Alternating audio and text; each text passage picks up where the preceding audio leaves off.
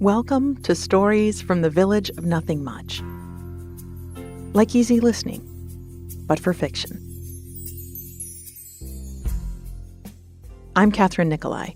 I write and read all the stories you'll hear on the Village of Nothing Much. Audio engineering and sound design by Bob Wittersheim.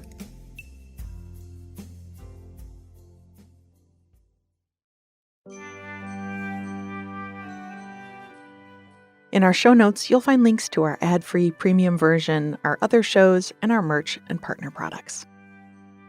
Well, it is snowing in the Village of Nothing Much, my friends. Downtown is strung with twinkle lights, the skating rink is frozen hard and ready for business, and a steady stream of cars with fir trees strapped to their roofs are visible on nearly every street. If you're new to this village, well, first of all, welcome. We're so glad you came. But let me say a bit about this magical little hamlet. If you've ever looked at the Christmas village under your tree and thought, I want to go to there. I wish I could step into that little glowing bakery, or knock the snow off my boots outside the door of that cozy cottage, or stroll across the bridge in the park and catch a holiday movie at the theater. Well, that's what we do here. Tell stories that you can step into and just enjoy. Nothing much happens in them, hence the name, but as you listen, you might find yourself relaxing, unwinding, catching little glimpses of joy and nostalgia, and that's the whole point. These stories originated on my bedtime story podcast, so if you enjoy The Village and would like to be tucked in with a quieter version, just search Nothing Much Happens on your podcast app. Now, before we venture into the village, let's take a deep breath in through the nose and a sigh from your mouth. Again, breathe in and sigh out.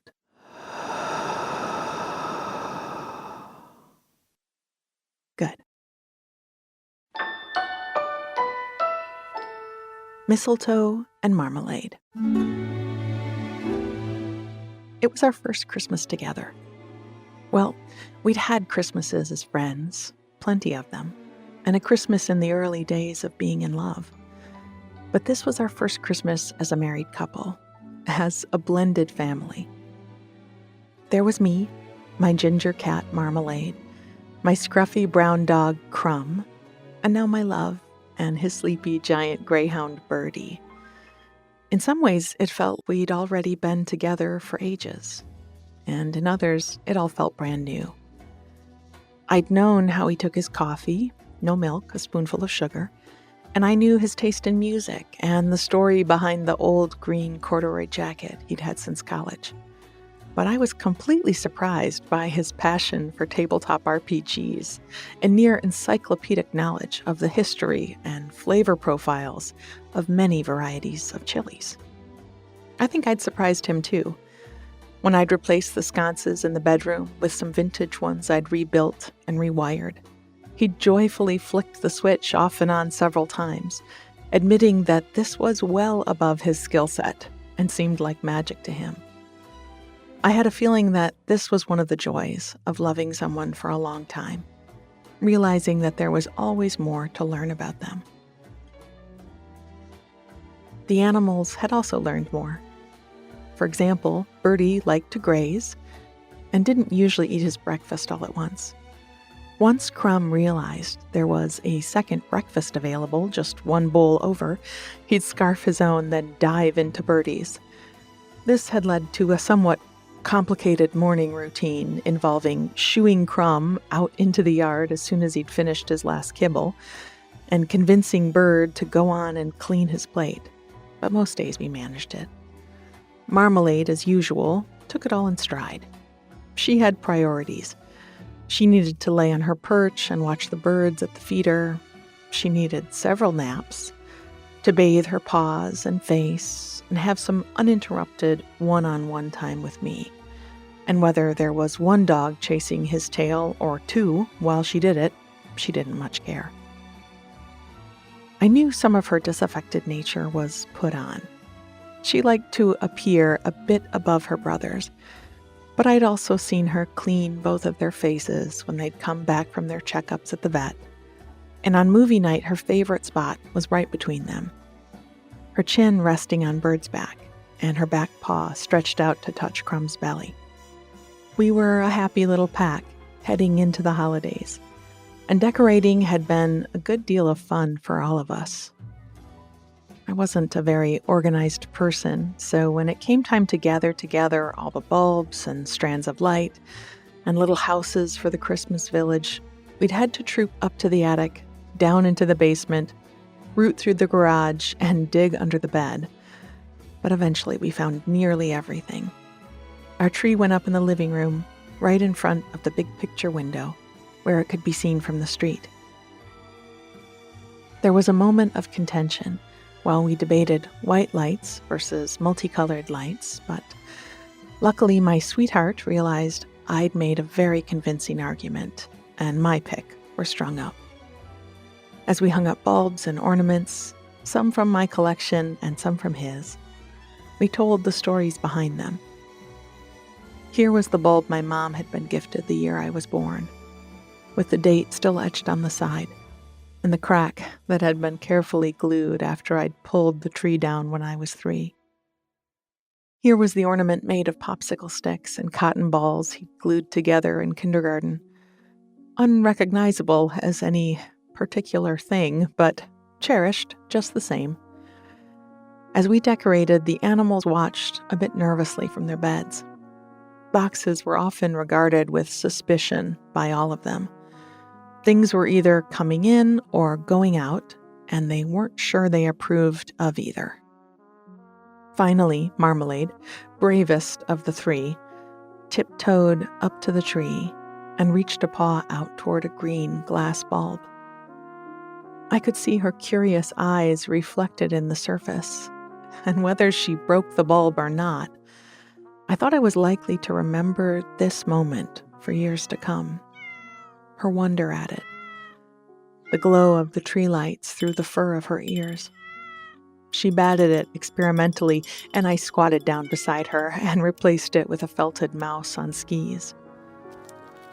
She reached out again, batting at it and watching the branch bounce as it was buffeted. I gave up and just unhooked the mouse and tossed it for her. She caught it and kicked it under the couch, where she could just barely fit, her hind legs and tail sticking out as she wrestled with her new toy. We decided to move anything breakable up to the higher branches.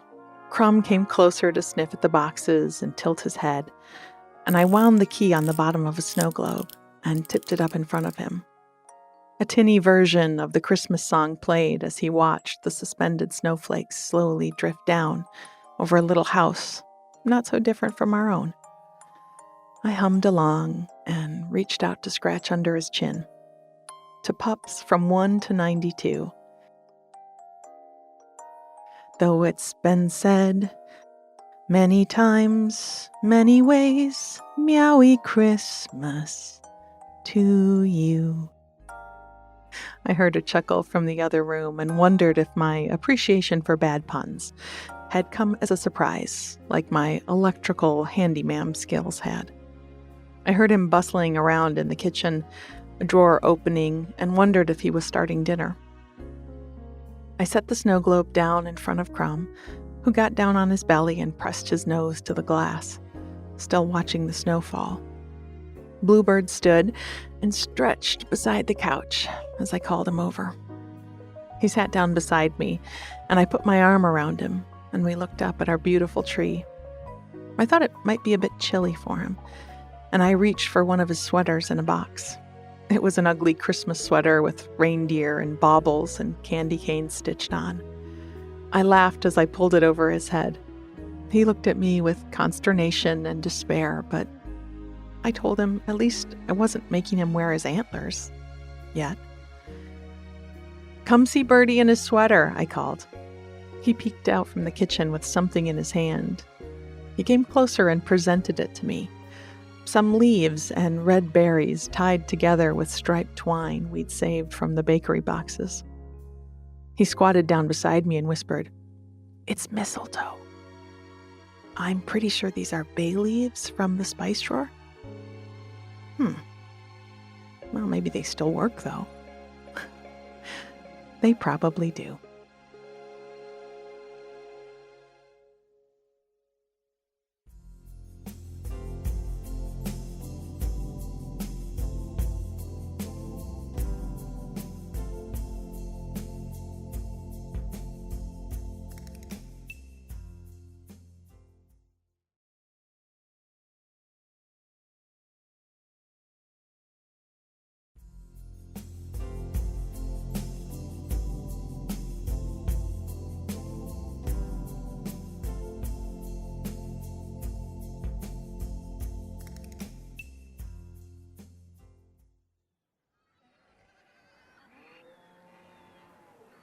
Holiday at Weathervane Farm.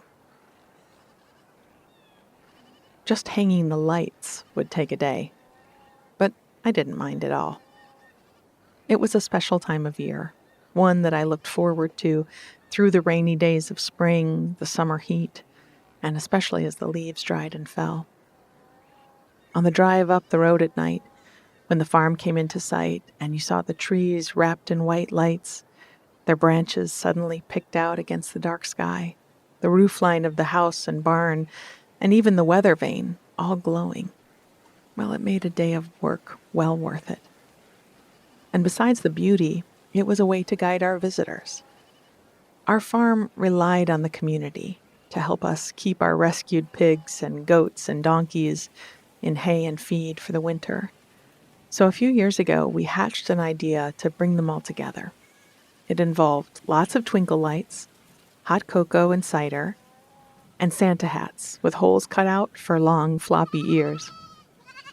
After all, who wouldn't want to drive out to the country on a snowy December evening and be wished season's bleatings by all the goats? A volunteer knitted giant Christmas sweaters for the donkeys. Our oldest and sweetest dog, a slow-moving pug who couldn't see too well but played Santa Paws, laying on the cushioned seat of a small sled in the barn where people could tell him what they wanted for Christmas and get their picture taken. He often snoozed through the whole thing. We strung mistletoe all around the pig's enclosure, and while no one had actually gone in for a kiss, they did get quite a lot of belly rubs and treats. We found big yoga balls, painted them like ornaments, and the goats chased and tried to jump on. Mostly it was an excuse to bring people close to our animals and let them be reminded of how beautiful they were, how much they enjoyed their lives here, where they would never be in danger, where they would only ever know love. And that being part of giving that safety and love was an excellent way to celebrate the season. Over the years, we'd found a few ways to make the trip out to the country even more worthwhile. A Christmas tree farm down the road began donating wreaths and garlands, and now it was a regular part of the tradition for lots of people to get their front door wreath from Weathervane Farm. We also had urns of hot cocoa and trays of donuts and Christmas cookies set up around heaters on the front porch, and the tractor hitched to a wagon lined with hay bales to take folks out for rides through the snowy fields. So today, as I took boxes of lights and decorations out to the yard, I was already full of holiday spirit. I watched the ducks waddling off to the pond, which hadn't frozen over yet, to spend the day sunbathing on the banks. They called to each other as they went, and I sang out, "Honk the herald angels sing." It cracked me up. I looked down at the lights in my hands. I knew there was a system for this, where to start and a best way to proceed without getting the cords all tangled up, but I never remembered it. It was always a process of trial and error. So I just picked an outlet, plugged in a set of lights, and started to string them up. As I made my way around the backside of the barn, I looked out at the back pasture. We had a new addition to Weathervane a while back. Well, 2 additions, actually. Our first cow, she'd come at the end of the summer, in need of some medical care, and skittish at first. We'd soon found out that she was pregnant, and one early morning, a few weeks past, we'd found her with a beautiful light brown, fuzzy calf laying in the straw. The vet had pronounced them both in good health and him in need of a name. I couldn't help myself. With his tan, blonde fur and round belly, he was immediately dubbed Winnie the Moo. Winnie and his mom were chewing in the pasture, and I stepped one foot up onto the fence rail and leaned in to coo at them. Mom lifted her head to look at me, still unsure about all of us. It would take a while for her to trust, and that was fine. Winnie, never having known anything but safety, came right up to the fence. Mom hurrying behind him to keep watch, and she let me reach out and give him a scratch along his neck.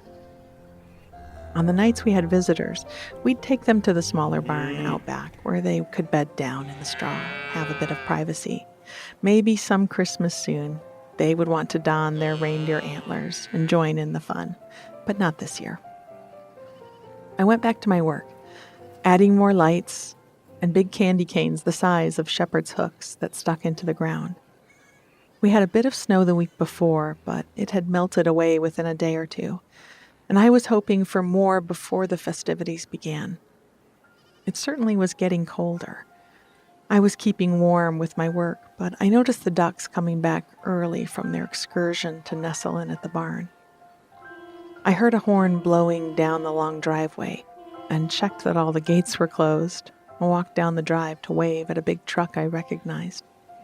The wreaths were here, the yards and yards of garland made from Easter white pine with its long, soft needles. And I noticed, among all the greenery, a tree, bundled in twine, stuck in with the rest.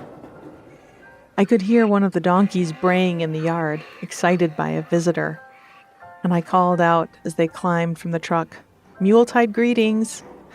I got one of them to chuckle. The other just shook his head and said, "That's it, I'm taking your present back." "What present? What did you bring me?"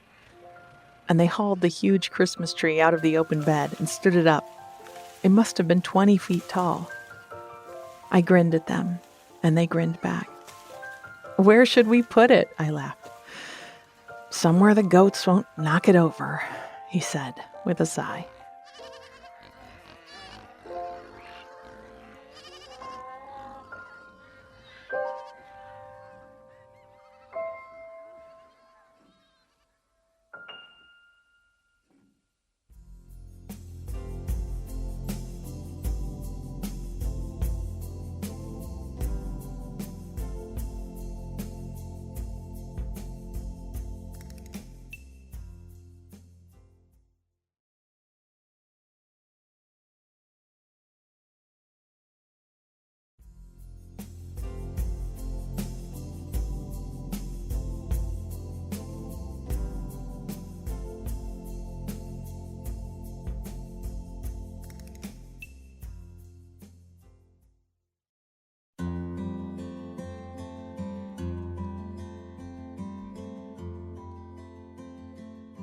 Crumb meets Santa. A few weeks ago, when we'd been putting the tree up, we'd noticed our little brown dog, Crumb, staring at one of the ornaments.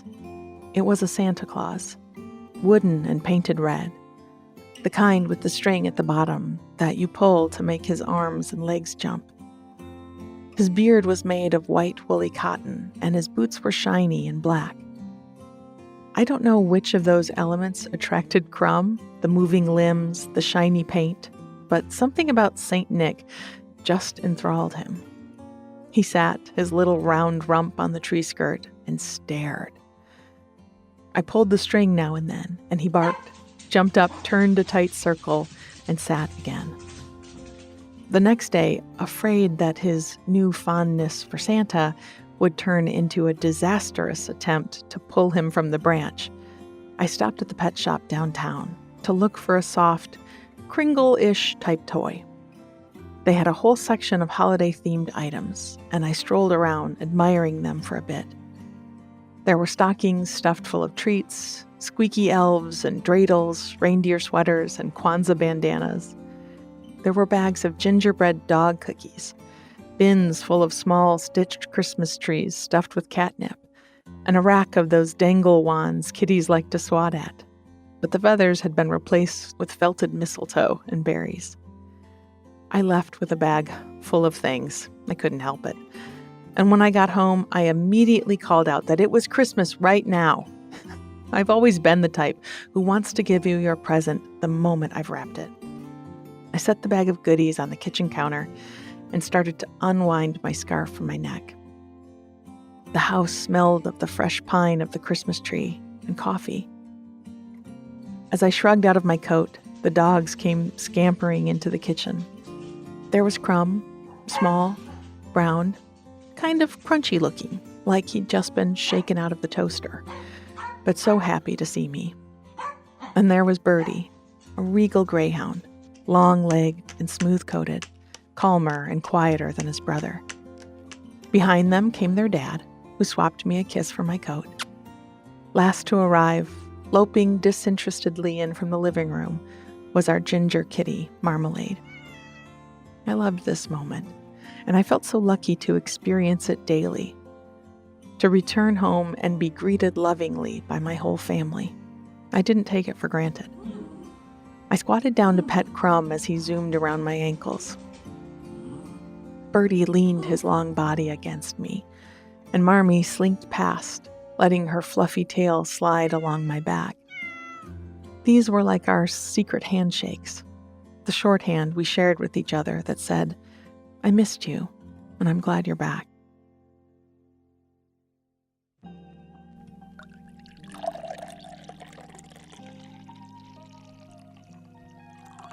Birdie's dad was pouring me a cup of coffee, stirring in the cinnamon creamer he knew I liked, and smiling over at us. As he dropped the spoon in the sink and passed me my cup, he said, "Did I hear you say it is Christmas? Because..." He squinted at the calendar stuck on the front of the fridge and lifted an eyebrow. "Oh, that's a misprint," I said, looking at the calendar myself and blowing across the top of my cup. "Yes, it turns out that it's Christmas right now. At least, it is Animal Christmas." "I see," he said. "Is this sort of like birthday month?" I nodded as I sipped. "Yes, very similar." We chuckled, and I began to pull items from the bag and hand them out. There was a new sweater for Birdie, whose lean body was nearly always cold. His dad pulled it over his head and helped feed his paws through the arms. It was a handsome red plaid, very grandpa energy, which he had in spades, and he immediately trotted off to break it in with a nap. Next, I took the Santa Claus squeaky toy from the sack. It had a big head with a squeaker in it and a ropey bit that attached a bauble to his hat. I squeaked it a few times, and Crumb danced around me. I tossed it down the hall, and he went racing after it. While I waited for him to bring it back to repeat the process, I watched Marmalade stare at the dangle toy in her dad's hands. Her big green eyes were wide as she stared. It was like a dance between them, and I took my coffee and backed up a bit to watch. He flicked the wand, and she shuffled, not quite ready to jump for it, but unable to keep her excitement under wraps. They waited each other out. He let the mistletoe hang in the air, then he twitched it again, and she reached for it. Her paw spread out but whiffed through the air, and she lifted onto her hind legs to reach again. This time she caught it up and clapped both paws around it. He tugged a bit, but she held fast. I knew from experience that she could actually be dragged along the wood floor on her belly at this point. She seemed to enjoy it, in fact, and wouldn't let go, but instead he did, and she bolted under the sofa with her new prize. Now, a couple weeks later, Marmalade had grown bored with her mistletoe wand. Birdie's sweater had a hole near the collar where Crumb had chewed it while Bird was asleep. But the Santa toy? That was still a favorite. Crumb carried it everywhere. Out for walks, into his bed at night. It lay beside him while he munched dinner from his bowl. And that had given us an idea. Every year for the week or so before the holiday, at the community center in the town square, Santa and his elves visited with the locals. I'd called and checked to see that four-legged friends were as welcome as the two-legged variety, and they told me that many furry friends came to see Santa. So today, we were taking Crumb to meet his hero. I'd even tried to brush his wild fur, which he allowed for about 2 minutes. He had a jingle bell on his collar, and we'd tried to convince him to leave his Santa toy at home, but he'd insisted. We considered bringing Birdie along, but he was happy in his bed, and we thought it would be special for Crumb to do something without his siblings. Marmalade had meowed at us from her perch by the window as we trooped out to the car in our coats. Town was busy, and it had taken us a few minutes to find a parking spot. But when Crumb jumped down from the seat with his toy in his mouth to see kids and dogs and twinkle light-filled shop windows, he'd been so excited. We wove through the bustle and stepped into the community center, which was decorated with hundreds of drawings the local school kids had made, as well as a backdrop from the village theater of a fireplace and windows full of snowflakes. The warmth of the indoors after our brief walk made my nose tingle, and I found myself trying to make a memory of this moment, to emboss the details of right now onto my mind and heart. Hand in hand with my love, silly, happy Crumb at the end of the leash, the smell of snow in the air, and at the end of the line, Santa in his chair. After a few minutes, it was our turn, and as we led Crumb up to the jolly man in red, he came to a sudden halt. His mouth opened wide and his toy fell out. I could see the mental gymnastics his little brain was striving for. How was this possible? Then he rushed into action, leaping onto Santa's lap and licking his face while yipping happily.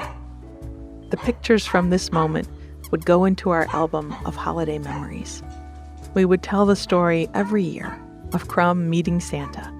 But right now, I let myself just be here while it happened, to witness his joy and let it overflow into my own heart.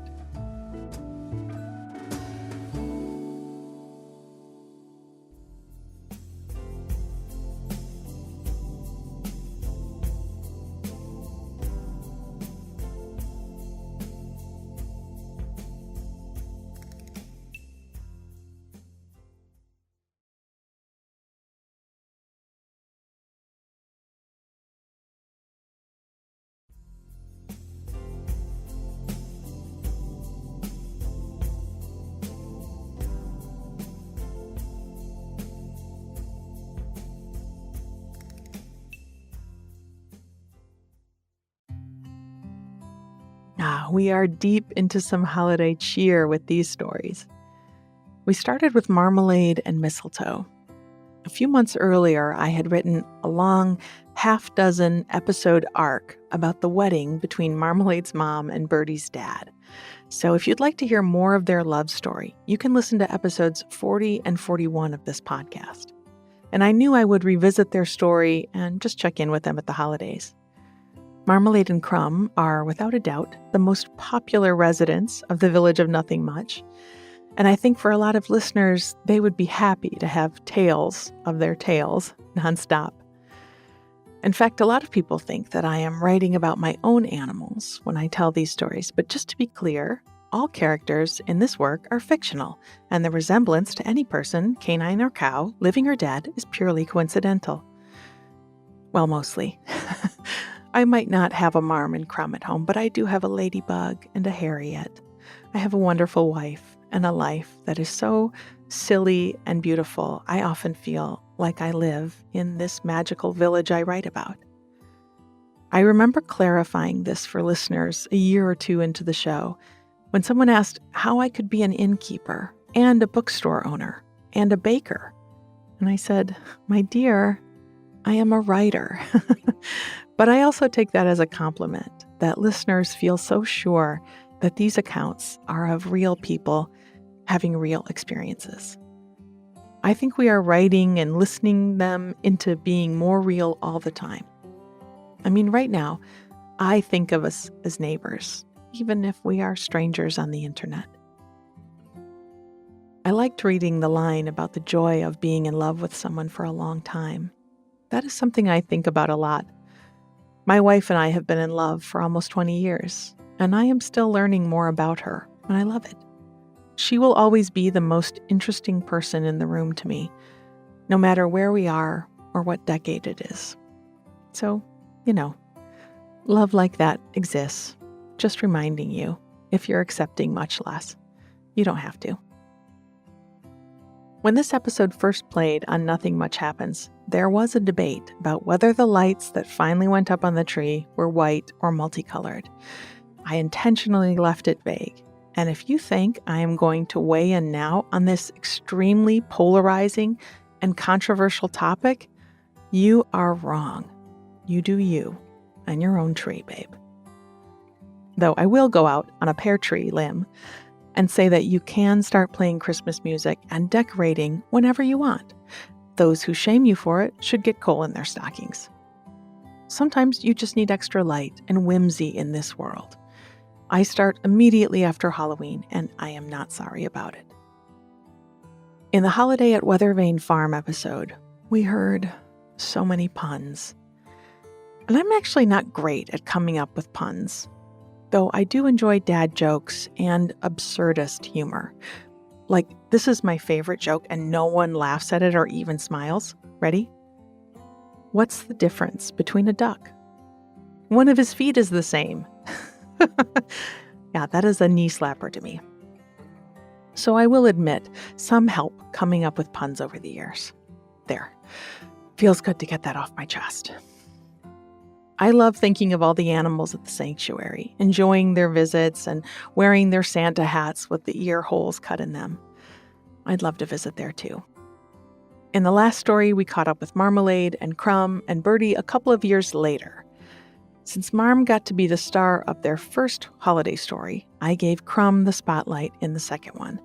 And I got the idea for this story from that video that goes around online every few years of the dog whose dad dresses up like Gumby for him because his favorite toy is a Gumby.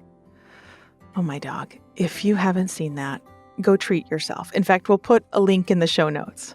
There's this moment of astonishment when you can see the dog trying to figure out if she's dreaming or not. And I wanted Crumb to have that moment too. And I hope that you get a moment this holiday season where you have to pinch yourself to see if you are dreaming. Whatever you celebrate, whether it comes with specific meaning and traditions or is just the joy of a hot drink on a chilly day, may you feel connected and cherished as we head into a new year.